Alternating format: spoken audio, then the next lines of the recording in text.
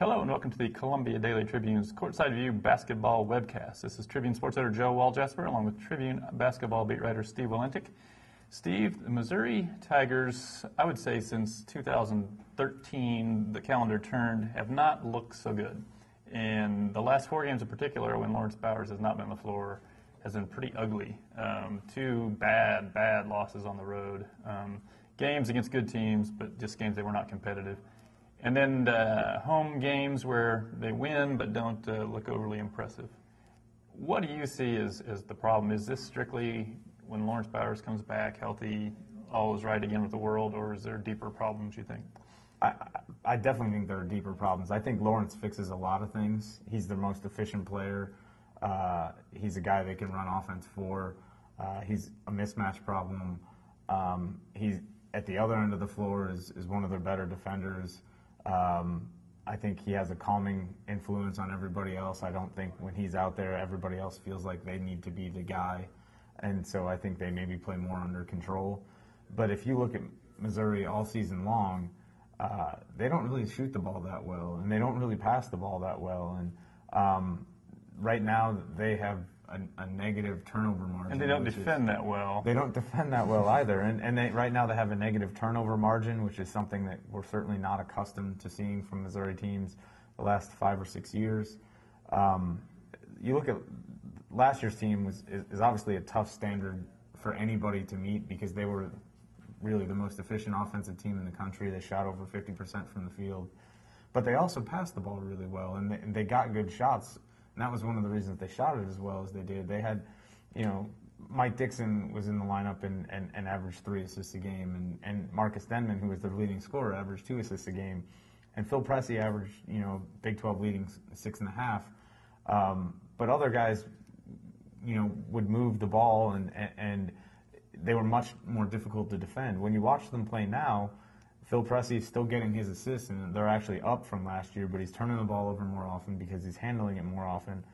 And when he does give it up to somebody, they're usually not giving it up to anybody else. And right now, Keon Bell is their second leading assist man. He's averaging less than an assist and a half per game.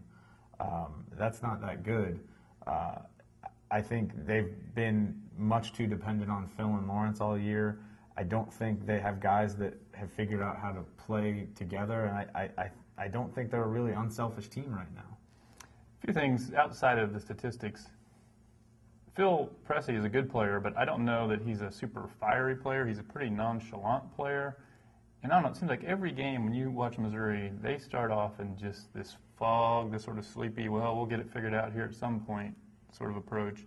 I wonder if they need somebody that's a little more, or need him to be a little more fiery or something, because when you watch them, especially the game where they kind of sleepwalk through the first 24 minutes against South Carolina, they just seem to play like they're sort of entitled, like, this should be a pretty desperate team because this is not a great team. It's a team that's kind of hanging on in the bottom of the rankings for reasons we're not even quite sure they're even ranked.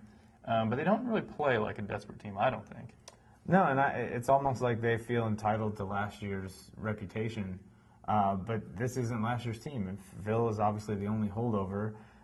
He clearly doesn't have the same comfort level that he had with his teammates last year. And I think if you look at as far as whether or not they should be desperate or not, they really should have been desperate against South Carolina, playing as underhanded or outmanned as they were with Bauer still out, with Keon Bell out, with Ernest Ross allegedly banged up, and yet they sort of expected that eventually they would turn it on, and they did. But they also got some breaks down the stretch of that game. Phil Pressey banks in a key 3 that gives them the lead in the last 5 minutes. They got way more opportunities to shoot free throws than South Carolina did in a game that I thought was played pretty evenly at both ends. I mean, they got the benefit of some home calls. And they were able to escape with a win, but it wasn't pretty. Only 10 assists again. Now, they didn't make many field goals, so it's hard to have assists, but just not a whole lot of well-run offense, and except for maybe the last minute and a half where Ernest Ross gets a clean look at a 3 and makes it, and he sets up Jabari Brown for a clean look at a 3 and he makes it. But way too dependent on three-point shooting. and quick threes that didn't seem to come from any sort of play made by a teammate. Is this kind of some of the issues you're talking about, what you kind of worry about if you're a Missouri fan when they end up with so many transfers on their team? Guys who are, for whatever reason, unhappy wherever they were before, maybe guys who are used to getting X number of shots a game. It almost seems like sometimes you're watching the Missouri play and there are 5 independent entities out on the court looking for their shots, which is the opposite of what we saw last year. Do you see any validity in that? Absolutely. I think that's definitely true. I don't think if you look at what Keon Bell did at Pepperdine or what Ernest Ross did at Auburn, those were guys who were used to getting their teammates involved. They put up good individual numbers on bad teams, but I don't think you could say that they made the people around them a whole lot better, and those teams struggled. I don't get the sense that Missouri is greater than the sum of its parts right now, and I think they do have some impressive athletes.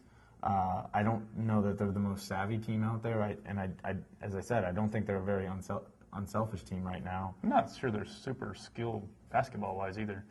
If it's not Phil Pressey dribbling the ball, you're just pretty much waiting for the thing to go bouncing out of bounds. I mean, he's really the only one that can handle the ball, so when they get pressed, they got nobody that can really deal with it other than him. And he makes a lot of mistakes against the press, too.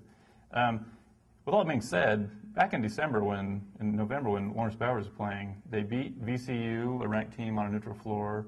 They beat Illinois on a neutral floor. They played UCLA on the road down the wire. Probably should have won that game. They were a pretty good team back when he was playing. Do you think they can be that again?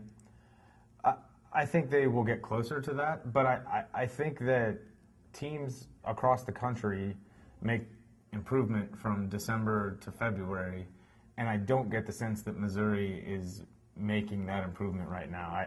I think, if anything, they seem to be regressing offensively, and I think they're not showing signs that they're becoming a better passing team, or they're becoming more unselfish, or they're trying to involve other people. You look at Phil's performance against Florida on Saturday, and that's a great Florida team. Defensively, as good an opponent as Missouri's going to see all year, and it was a tough environment. But he goes and he has 10 turnovers, shoots 1 for 7, looked to be playing 1-on-5 most of the day, and you just can't beat good teams playing that way. And he continued to do it. And when he went out of the game, then it became Jabari Brown's turn to drive into traffic. They don't seem like they're interested in getting good shots for other people right now, and it is a lot of playing 1-on-5, and that makes it really difficult to have sustained success. Okay, we'll tune in again next week when we will see if the Tigers get things figured out.